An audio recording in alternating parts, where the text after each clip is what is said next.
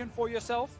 But if the Afrika Freaks were ever going to be focused on that, Rakan was the champion for Tucson. Up towards the end of the split and could use in the gauntlet very successfully. And we should talk a little bit about... Oh, they do it anyway! They got it in there! All right, Heimerdinger and Rakan. That's an interesting hodgepodge lane. We were speculating, Deficio, in the back, let's get a lot of mages in this game.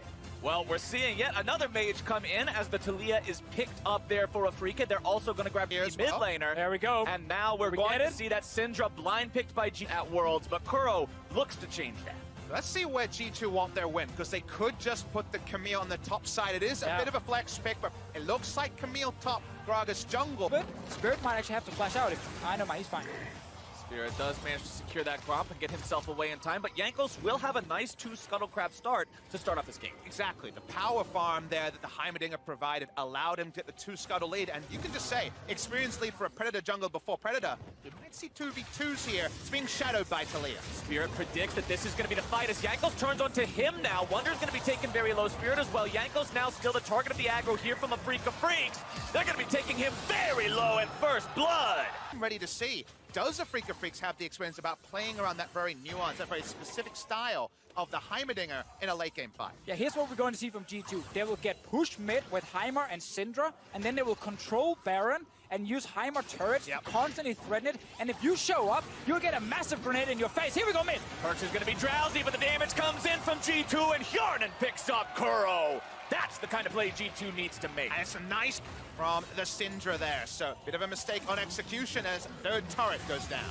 Wonder putting enough damage into that one. Trinity Force completed means he shreds those turrets like you guys were talking about earlier. As Kramer makes his way down to the bottom side now. 2 versus 1 is not a situation Wonder's going to get out of anytime soon. Flash over the wall from Kramer to seal the deal. Ends up walking up the river, finding Kramer, and if there's one play you don't want to give the kill to, it's him. Let's see him at mid. In mid lane, Wadid's able to find the knock-up. Kuro's in some trouble, going to be taken down very low from the Ignite. The cast takes him out, and Jankos will find his first kill of the game. Until then is going to be speculation.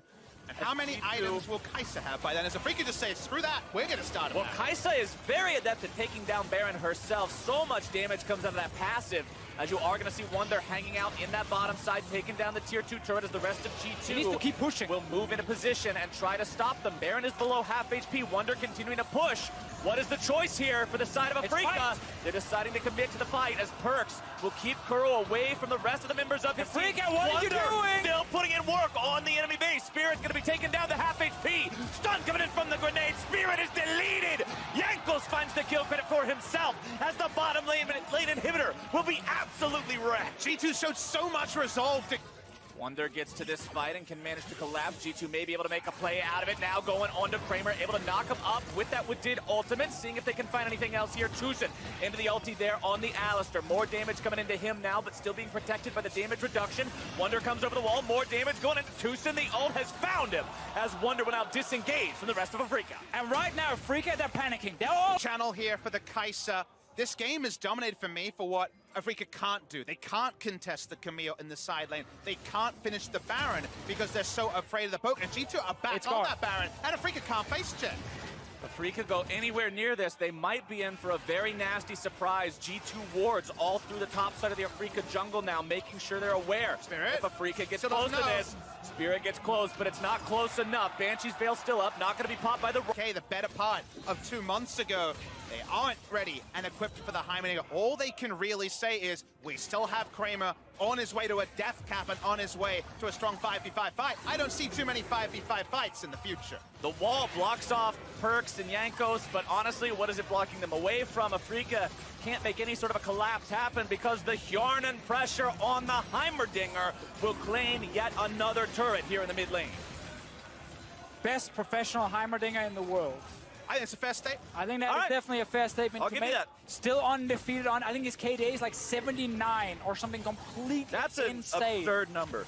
With this champion here, and it's not even about the kills he's picking up, it's just the amount of pressure he's constantly applying with it, and then the Baron setups that you can pull off with Heimer specifically. And G2 Esports now have bought in it down. Top inhib turret is almost dead, and mid inhib is already taking damage. And remember, once all 3 inhibitors are gone, your game pretty much just becomes the base. And that's it. Leaving is pretty much impossible. You can't contest anything on the map. And G2 is looking to make that a sad reality for the Afrika Freaks as they'll try their hardest to dig in and defend this last remaining inhibitor turret. Cannon Minion would have needed one more shot to take that one down as Hjarnan drops down the big boy turret to make things happen there in the mid lane. Inhib, Perkz walks up, tries to get the cheeky single auto attack, but backdoor bonus can be a bit of a pain sometimes. Leaves it alive with 20 HP. So frustrating. He can dive with absolute impunity into this back line. Now, we still have at least one big team fight left in this game for Afrika to pull off. They have the Alistar to try and start that fight, and they have Kramer with items to try and win it. Here we go. They might try and teleport now. Wall comes through, Keen's going in, looking to find the initiation, down now onto G2. Damage goes through, but it looks like Afrika Freak's base is in some trouble. Yanko's getting himself away off the side. Tucson going to be going into the ulti, keeping himself alive. Turret falls at the Nexus. Afrika, you've got to answer. Kramer's nearly going to be taken down. Take a drink. Yanko's goes on a killing spree as Wonder's into the back line, trying to finish everyone else.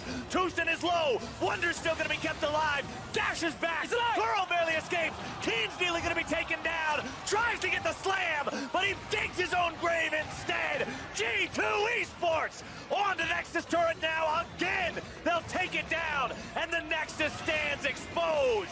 Heimerdinger is still alive. Perkz out of mana, but look at this. TP coming in from Wonder. He wants to finish the game right now. Still Kramer 30 seconds. I think G2 can do this. Tucson trying to defend as much as he can, but Nexus under fire. The big turret will do the work, and G2 will take down the Afrika Freaks. What